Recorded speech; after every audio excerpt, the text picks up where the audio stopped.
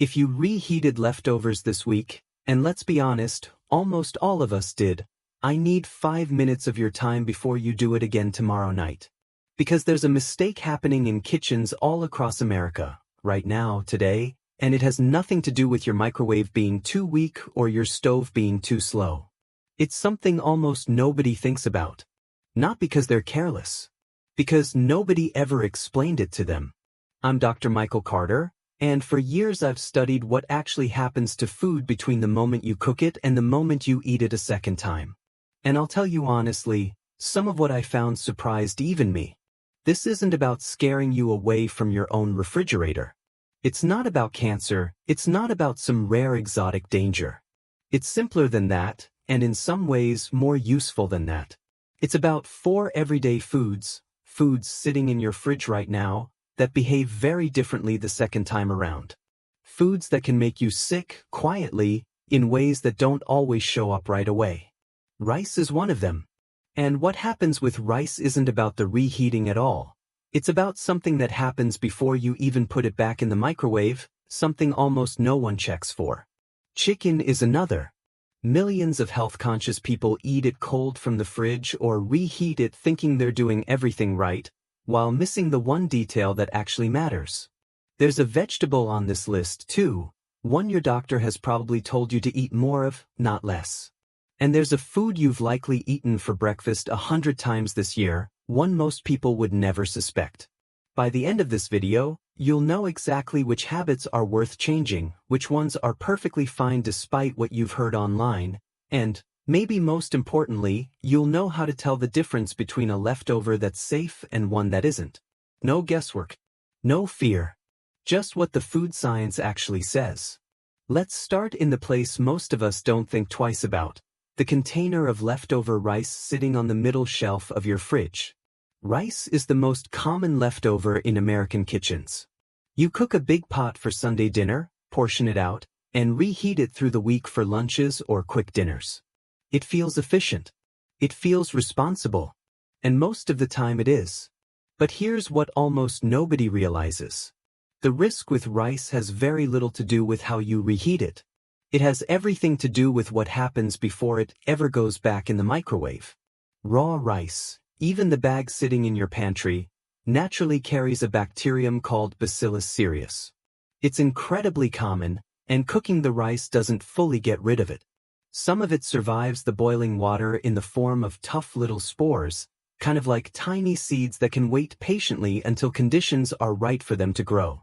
And those conditions are exactly what happens when rice sits out on the counter after dinner. If cooked rice stays at room temperature for more than about an hour or two, those spores wake up. They start multiplying, and as they multiply, they release a toxin. Here's the part that catches people off guard. That toxin doesn't care how hot your microwave gets. Reheating kills the bacteria itself, but the toxin they've already released stays put. It survives the heat completely intact. So someone can reheat their rice perfectly, get it steaming hot all the way through, do everything right by kitchen safety standards, and still get sick. Not from undercooking. From how long that rice sat out before it ever went in the fridge in the first place. This is often called fried rice syndrome, because it shows up so often with restaurant fried rice that's been sitting at room temperature for hours. But it happens just as easily at home, especially after a big family dinner when the rice pot sits on the stove while everyone visits, and nobody thinks to put it away until after dessert.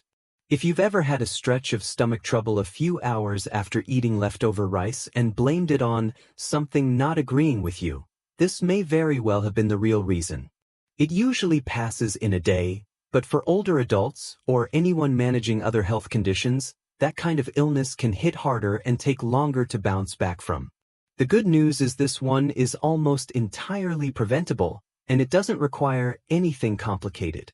Cool your rice quickly. Spreading it out on a plate or shallow container helps it cool faster than leaving it in one deep pot. Get it into the fridge within about an hour of cooking, not after the dishes are done and the kitchen is cleaned up. And once it's reheated, treat it as a one-time thing. Reheating the same rice over and over gives that bacteria more chances to build up before you finally finish it. Now, rice isn't the only food where timing matters more than temperature.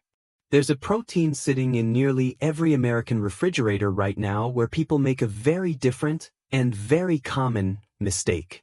And it's not the one you'd expect. Chicken is probably the single most reheated food in this country. It's lean, it's affordable, it's the protein doctors and dietitians recommend most often, and because of that, it ends up in meal prep containers, church potluck leftovers, and Tupperware in nearly every fridge in America. And here's where most people get the wrong idea completely. You may have heard somewhere that reheating chicken is dangerous because of certain chemical compounds that form when meat is cooked. It's true that those compounds exist, they're called heterocyclic amines, and they do form during cooking. But here's the detail that gets left out almost every time this comes up. Those compounds form mainly from very high, direct heat. Think charring on a grill, or meat cooked well beyond well done on a hot skillet. Warming up yesterday's baked or roasted chicken in a microwave or oven doesn't come close to producing that kind of exposure. So if you've been quietly worrying about your lunch, you can let that particular fear go. The real issue with chicken is much simpler and much more common, and it's one most people have never had explained to them clearly. It's about how long chicken sits in what food safety experts call the danger zone. That's the temperature range between about 40 and 140 degrees Fahrenheit, where bacteria like Salmonella and Campylobacter multiply fastest. Chicken that sits out on the counter after dinner, or gets left in a warm car after a grocery run, or sits in a buffet line at a family gathering for a couple of hours, that's where the real risk builds up. Not from the reheating step at the end, but from everything that happens before it. Here's a scenario that plays out in kitchens everywhere. Someone roasts a chicken for Sunday dinner, the family eats, everyone chats at the table for an hour or two, and then the leftovers finally get wrapped up and put away. That gap, that stretch of time sitting out, is where bacteria gets its foothold. By the time that chicken is reheated a few days later, reheating it hot enough kills most of what's grown, but it doesn't undo any toxins that may have already formed, similar to what we saw with rice. The fix here isn't complicated, but it does require a small shift in habit. Get chicken into the fridge within about 2 hours of cooking, sooner if your kitchen runs warm.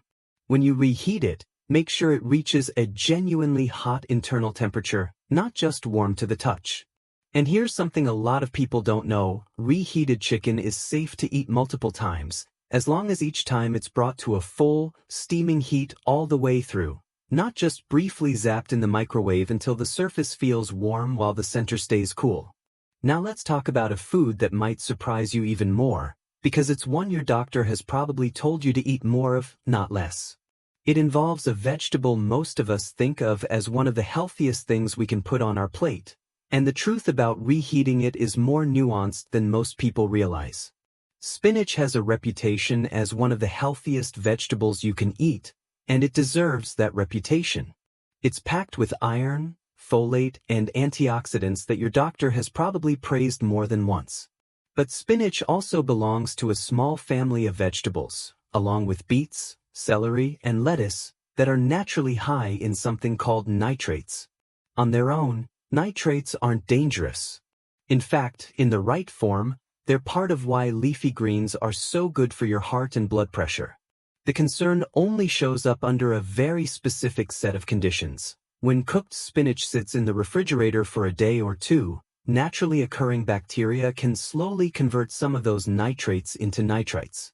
And when that already converted spinach gets reheated, especially at high heat, those nitrites can interact with other compounds in the food and form something called nitrosamines, a group of compounds that food safety agencies in the US and Europe have flagged as worth limiting in the diet, particularly in cured or processed meats.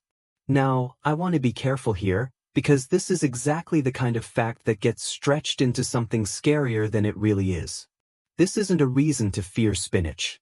One helping of reheated leftover spinach isn't going to undo the benefits of eating your greens.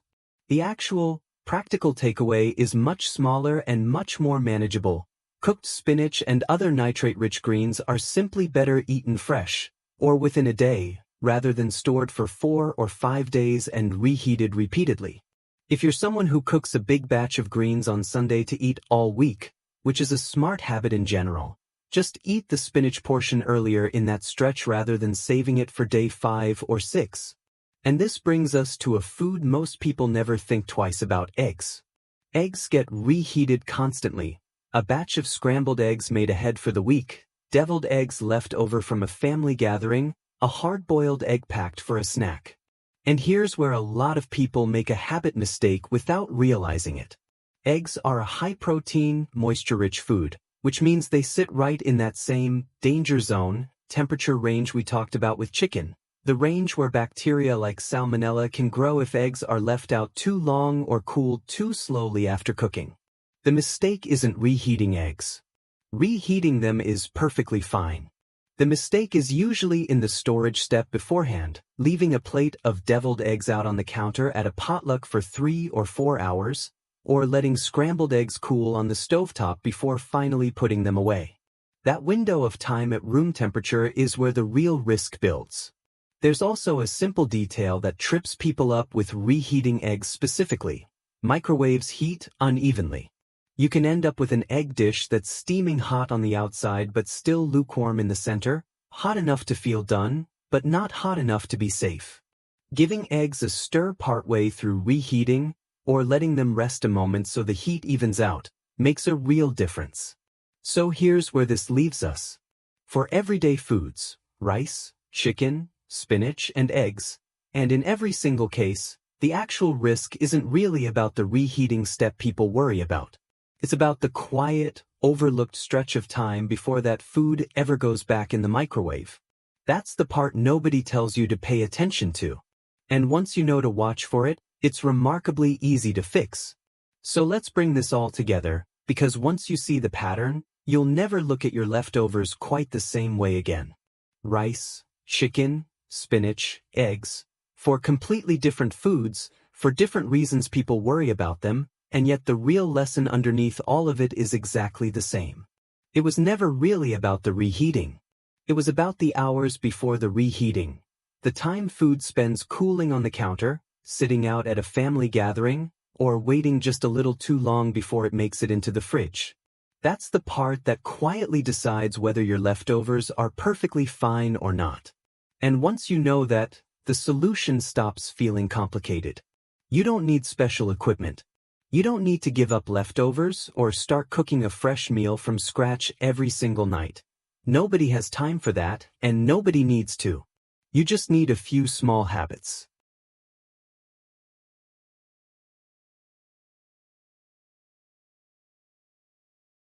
Get food into the fridge within about an hour or 2 of cooking, rather than letting it sit out while the kitchen gets cleaned up or the family lingers at the table. When you reheat something, make sure it actually gets hot all the way through, not just warm on the outside. Give dishes a stir partway through the microwave so the heat spreads evenly instead of leaving cool spots behind. And with things like rice and leafy greens, try to eat them within a day or 2 rather than stretching them out over a full week. None of this means throwing anything away in fear, and none of it means treating your own kitchen like it's working against you. Food safety was never about perfection. It's about a handful of small, forgettable habits that, once you know them, become second nature.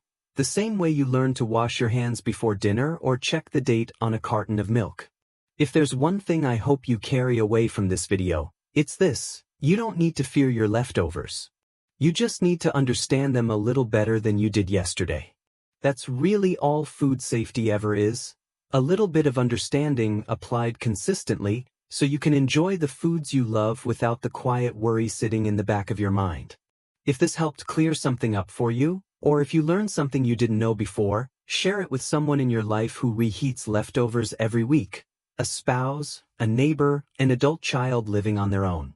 It takes 10 seconds to send, and it might save them from a rough night they didn't need to have. Thank you for spending this time with me. I'll see you in the next one.